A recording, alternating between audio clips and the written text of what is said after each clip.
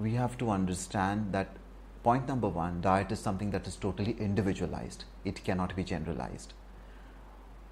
Number two is that it is totally dependent on his or her genetic composition, what kind of food he or she is able to digest, because those genes she has imbibed in have come digesting the similar kind of food over generations as such. Number three is the geographical location, in which part of the country the person is living in. I could give you an example in India. If a person living in North India has to settle down because of his work in South of India, in the North of India, the weathers are quite extreme. It's extremely cold and hot in summer and extremely cold in winter. Whereas in the South, as the South of India is more closer to the equator, the climate is a little more humid, people eat a little less, and most of the diet comprises of rice. If a person coming from North of India intends to settle down in the South of India, then he will have to balance his diet a little bit on what he is born with, like he will have to eat wheat as his primary digest, at the same time incorporate in a lot of rice, coconut and the vegetables which grow locally. So he has a balanced diet which will help to grow his constitution without creating adverse reactions on his body. Geographical location is very, very important, as I said.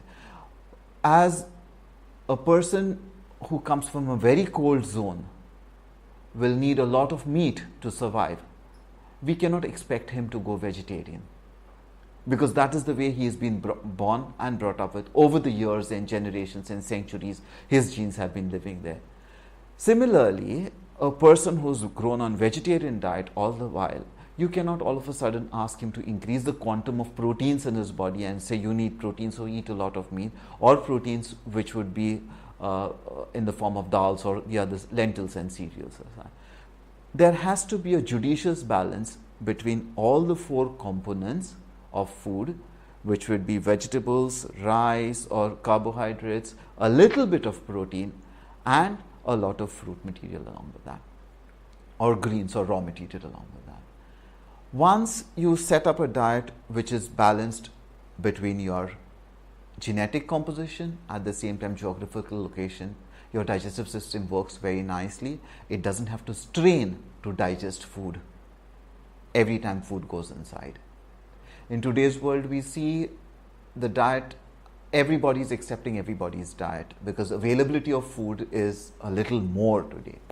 So everywhere around you will have restaurants which sell foods from different parts of the world.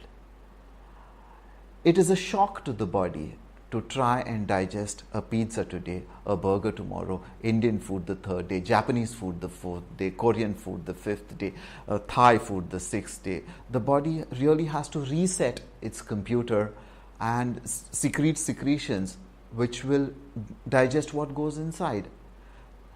Since the body is tuned to a particular kind of food, because your genes are tuned like that, it becomes very, very difficult a task. And doing that, the body spends more energy on trying to digest and assimilate food which it would have otherwise not be subjected to.